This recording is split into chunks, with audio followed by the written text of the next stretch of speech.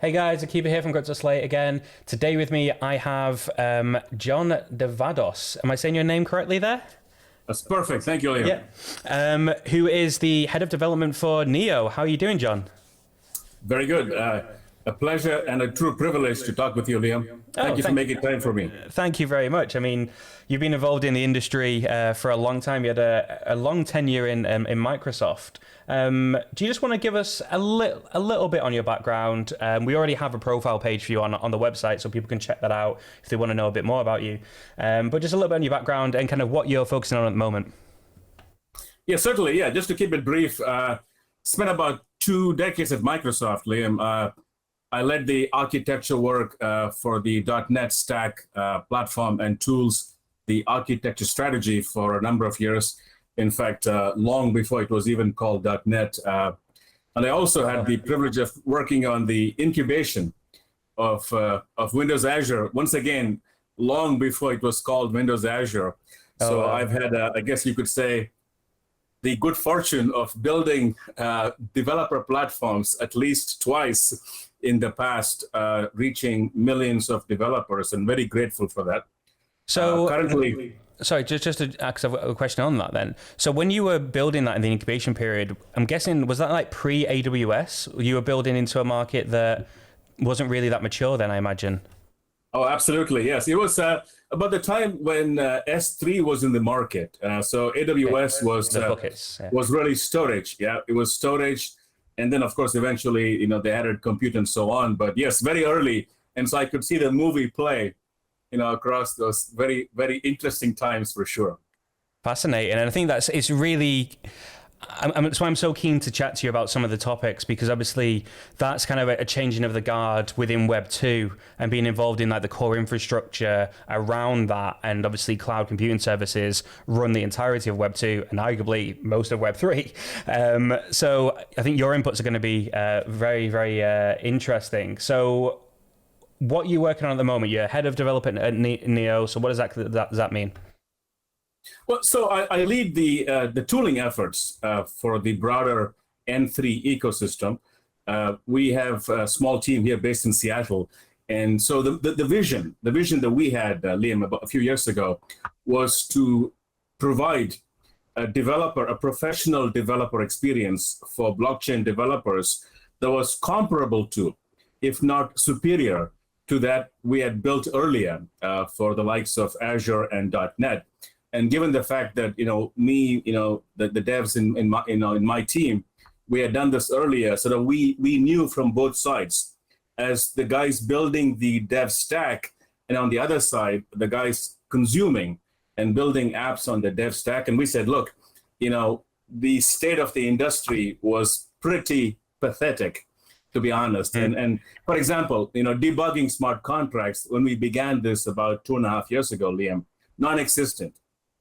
And you have to do printfs and logs and so on. So we said, look, we'll build the best, smart contract debugger in the industry. And that's what we did as one example of the various capabilities that we have in the stack. And it's not sexy, is it? It's not going to get headlines, but I mean, I've got people that I know and speak to in the area, in sort of this area, in terms of like, say, devs that work on RPC and the such, and like the general thread is that the tooling and the documentation in Web 3 is just so far behind Web 2 that it's got to be putting off a lot of developers from making the leap from Web 2 to Web 3. So you seem to have identified that like quite early, really. Do you think that's holding back some of the development? I certainly believe so, because there is this, like you said, huge chasm between what developers, expect and have become, comfortable with, and what is broadly available in the industry. Even today, many of the sort of so-called premier blockchain platforms, in terms of the dev experience, are very, very primitive, Liam. Very primitive. I mean, when you play with it, you realize, how do people actually even build anything on this stack? So absolutely.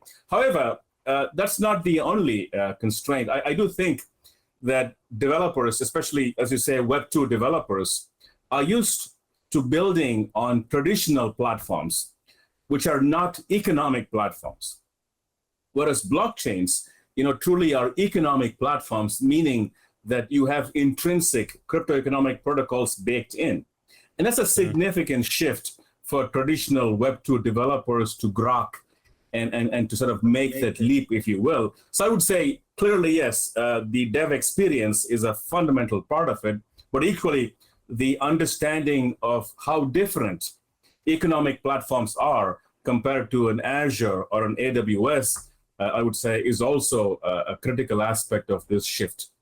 So that would be kind of what I've heard a lot of people refer to as kind of the internet of value versus the internet of information, where everything you're building on a Web3 stack is adding value and like intrinsic value to the assets and the such. What I was going to leave this for later, but the conversation is just naturally going. So I wanted to ask, so with projects like Neo, and I say like I've spoke to developers. I know Gil from Axe Labs, as we just mentioned before the call, and of the developers, they all seem very passionate about Neo and about what you can build for the reasons that you're alluding to there, and countless others in terms of like the SDKs, the way that it's almost plug and play in terms of it almost feels like Web 2 in terms of libraries that you can interchange to build things. And I think that sounds fantastic to me. Yet you still have the network effect of chains like Ethereum to compete with. So what is the strategy of how do you compete with some of the more household names in the space to actually get this great tech that you've got into the ecosystem? Yeah, so that's a very interesting question, Liam. First off, I would say I personally don't see this as any kind of competition. My goal is to build the best developer stack in the industry, bar none, and that's what we have done. With respect to obviously, other chains platforms, I would say every one of these platforms has their pros and cons. They have their advantages and their challenges, so to say, across multiple spectrums. But the thing I would emphasize is this game is so early. I saw the early .NET platform over about 3 to 5 years. I saw the Azure platform over about 10 years mature. And so I would say, people who call out winners and losers, in the era of economic platforms, there are no winners and losers. It is going to be a multi-chain world. Now, with that said, what is unique about the N3 stack for the Neo ecosystem, and what drew, people like me, and you said Gwil and others, is the vision of digitizing assets. That is something that will happen. It will happen without you and I, without any of these other stacks. It's an inevitable conclusion. And so what we have done, what we are doing still, is to build the best platform to digitize assets. Now, this is a long game.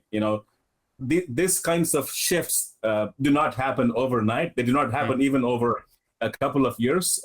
But I'm sure you and our listeners can see the inevitability of digitizing assets. And so we believe, right, myself, my colleagues, the broader community, that if we build the premier stack and provide a dev experience superior to that of the mainstream so-called cloud stacks, that one way or the other, we will be a key player in terms of enabling this transformation. That's really fascinating. It leads perfectly into my next question. So you're almost saying there that AWS and Azure are your competitors, not Ethereum. Would you agree with that? In terms of developer mindshare, right? I would say not just for us, but broadly for the blockchain industry. Yeah, so in terms of developer mindshare, right? Because the fact of the matter is you can build the kinds of apps you build on an Azure or AWS on blockchain platforms. You can. However, to understand, to grok, to comprehend, to make that shift, obviously, requires some level of understanding, which is why, like I said earlier, we have this gap, if you will. Somebody who spent, a decade or 20 years in mainstream, development, enterprise development, shall we say, has to have a very different mindset. And for that to happen, you're right, there is a kind of a competition between the status quo. And what is the status quo? It is obviously the big cloud guys, right? And how do we enable the shift? With that said, though, I firmly believe economic platforms are the future of computing, right? This is a done deal. Now, of course, how we get there, when we get there, that is the big question, isn't it? It is, and I think what I was going to get onto was there's an outsized percentage of DeFi and just general Web3 platforms that run on AWS. While they may be on a decentralized blockchain, their front end is on a centralized service somewhere. Is this like how do we solve this problem? Is because like IPFS is too slow. A lot of people say you can't have the same availability. As someone that saw Azure grow, and obviously I imagine when those first iterations, it wasn't fast either when it was first running. Like, how do we get away from having all of this great decentralized infrastructure sat on centralized servers? So a really good question, Liam. If you will give me a couple of minutes, Yeah, go for it. I want to emphasize two things here. The first thing I would say is, when we look at the so-called Web 2.0 space, right? It's a bit of a cesspool in terms of the social media, the censorship, the trolling, the lack of privacy, the so-called surveillance capitalism. So I would say perhaps we don't do justice to what we are building as an industry if we compare ourselves to Web 2.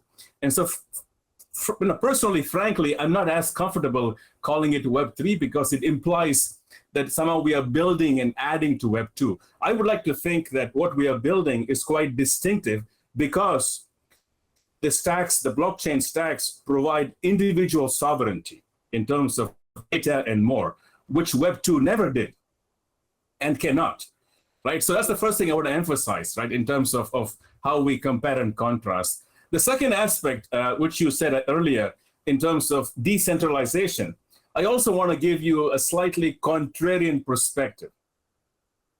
Frankly, I think the industry has kind of been misled by the early pioneers, if you will, with a focus on decentralization. I'll pose a question. Who cares about decentralization? I believe we really care about self-sovereignty, self-governance, and the ability to self-regulate.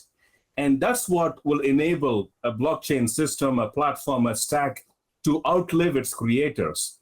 Decentralization, I think, and again, this may be controversial, is a bit of a dead end. And frankly, I think a theme espoused by the early so-called pioneers as they were building their fortunes.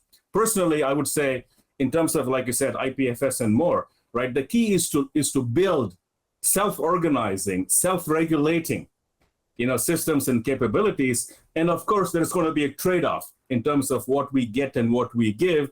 The last comment I want to make is, yes, we see the early waves of storage, and yes, perhaps they are not comparable in terms of the latency or the performance. But what we see today is the first generation. Early on, when you saw, for example, S3, the Amazon storage, it was nowhere close to what it is today.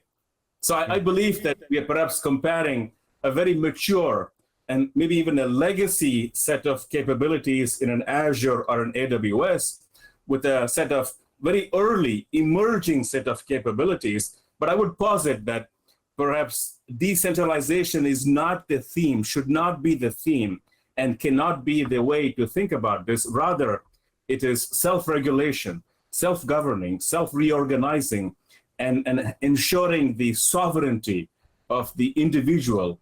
The primacy of that, I believe, is the key. I mean, you're a brave man for going against decentralization in the crypto space. But how does that work then? How do we get self-sovereignty? How do we get self-regulation without decentralization? Because otherwise, if it's permissioned and centralized in some way, there's always someone with a switch. Yeah, so the key is that there is this myth somehow that decentralization gives you, right? And frankly, it doesn't. I will not name any networks, but there are many networks out there where, frankly, the control of these nodes lie within a very small set of people, a small number of people. So frankly, if you have X nodes, but of the X nodes, a certain majority is under the control of the same or similar set of people, it doesn't matter anyway, right? So I believe that the underlying architecture of these systems have to be designed to be self-organizing, self-regulating. And we can see in nature, right? We can see in nature in terms of how nature has designed various, creatures, entities, animals to be self-organizing and self-recovering. That's the key. So to look at, for example, the number of nodes, when frankly, most of the nodes may be under the control of the same venture capitalist, I think, frankly, it doesn't make a difference, and it shouldn't. So I agree with everything you've just said there, but that's then an argument for it not really being decentralized. It's not an argument against decentralization. So it's a very relevant point you make, but this is a never-ending game. Basically, it's like people saying, well, communism has that's exactly the first thing that I thought. It's like comparing right? like China to the concept of Karl Marx communism. Exactly agree with you on that, yeah. Right? Because people say, look, communism will work if, let's not go there, but you get the idea, right? So yeah, exactly. I'm completely with you on that one. Right? And that's what I want to caution, basically, because I do believe very strongly, Liam, that we have been, in some sense, led down this detour, right? And who knows, perhaps intentionally or not, by people who have the ability to control some of these networks. And really, we ought to step back and we have to look and say, what is really the need here? The need is self-sovereignty. What is really the need? The need is self-regulation, right? So if you lose a part of the system, you're able to continue and able to regenerate, right? And that goes back to the underlying economic architectures. The fact that somebody has more nodes or less nodes, frankly, I think in 3 years we'll look back and say, what were we thinking? Interesting.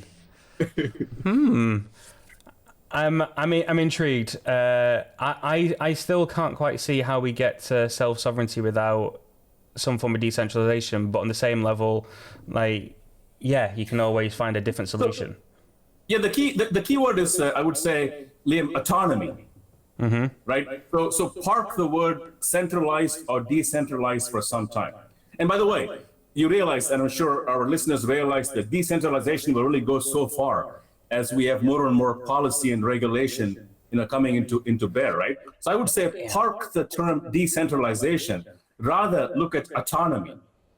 Look at autonomy of the capabilities of the systems at the infrastructure level, at the economic level, and yes, even in terms of the logical at the node level, right? Is there enough autonomy of these capabilities? Because that will ensure that the system is able to thrive and continue to live, irrespective of what happens to various aspects or pieces or nodes and so on, right? That's the key, I think, is autonomy. And to your point, autonomy will ensure self-sovereignty. But do we not still need some form of democratic process within it? Because maybe I'm missing the point here, but it then feels like you're still then giving the power to an even smaller group, but just more transparently.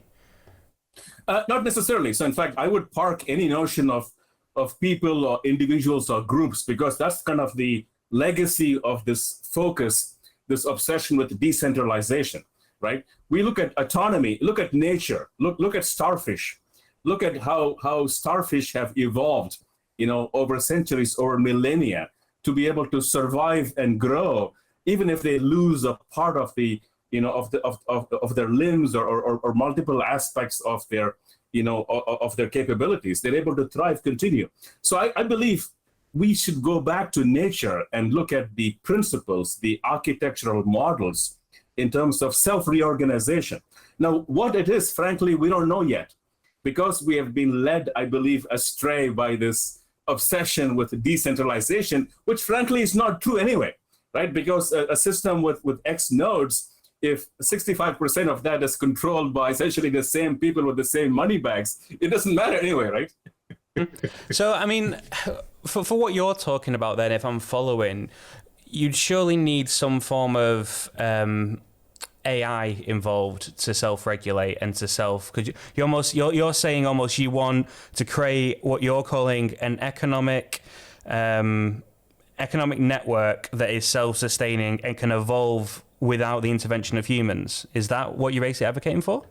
Yes. So now you're talking. Yes. So absolutely. I think we need to step back from saying it is nodes or or entities or people or groups to saying, how do we design the underlying architecture, the kernel of the architecture, as you say, and possibly having elements of adaptive learning, right? Because what you call machine learning really is about adaptive learning. So how do we ensure those aspects, those capabilities are embedded? And you're right, you're spot on. That is the direction we ought to look at in terms of the future, as opposed to saying X nodes, Y nodes, Z nodes, because frankly, that is an illusion in my humble opinion. Fascinating.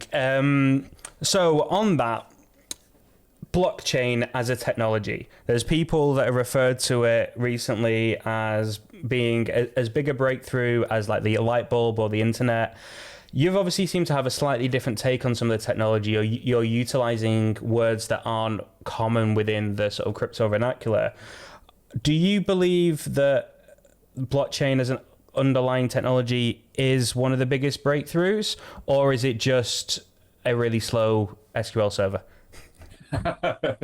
I believe blockchains are historic, Liam, in that they are the very first time we have economic computers. We can go back, 100 years. We can go back, from the times of Turing through, through the early MIT computation, through Carnegie Mellon, and so on. We've had computers.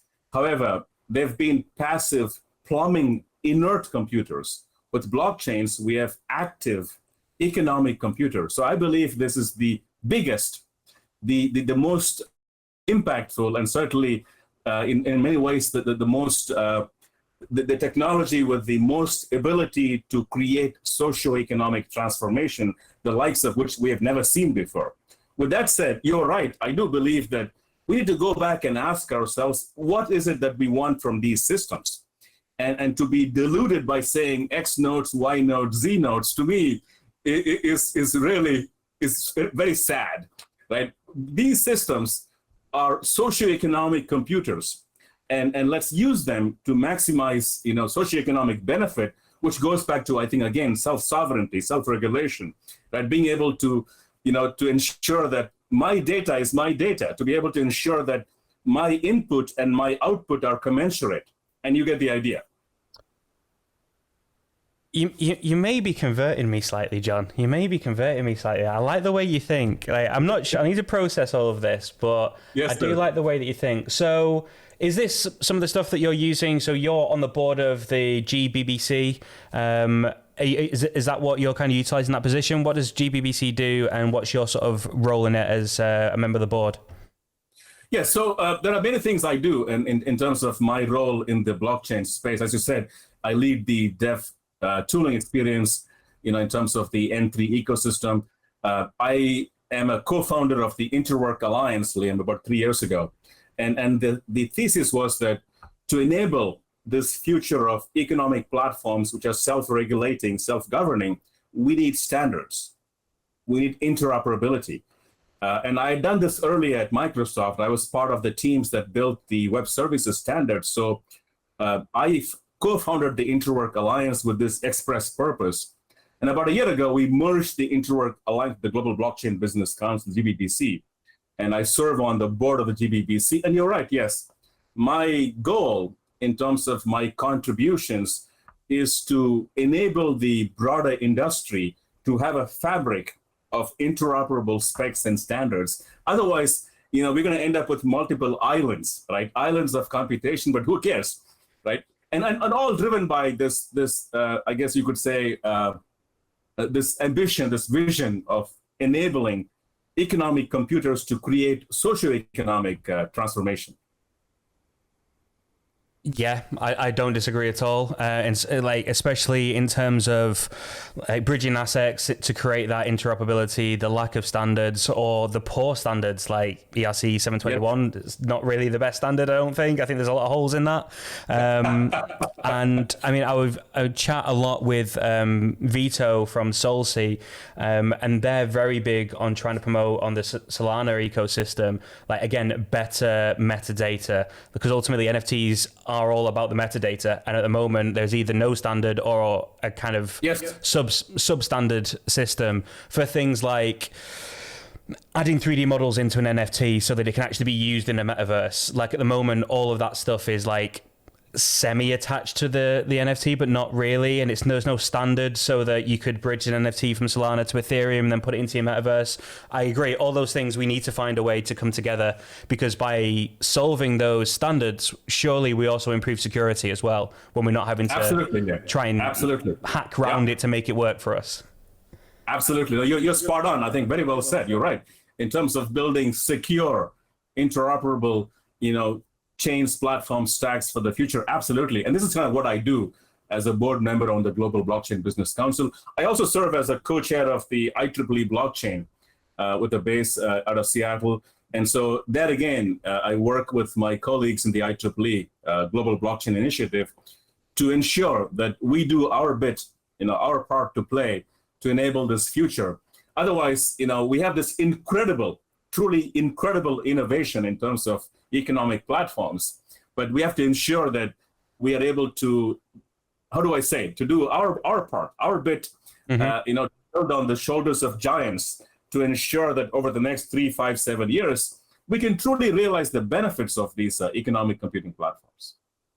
Fascinating, John. I didn't expect it to go quite down this route, but definitely some food for thought, which I'll be having to think. And I would love to pick your brains again at some point, because I've absolutely loved chatting to you. I'll let you go about your day now, but is there anything you'd like to say before you go?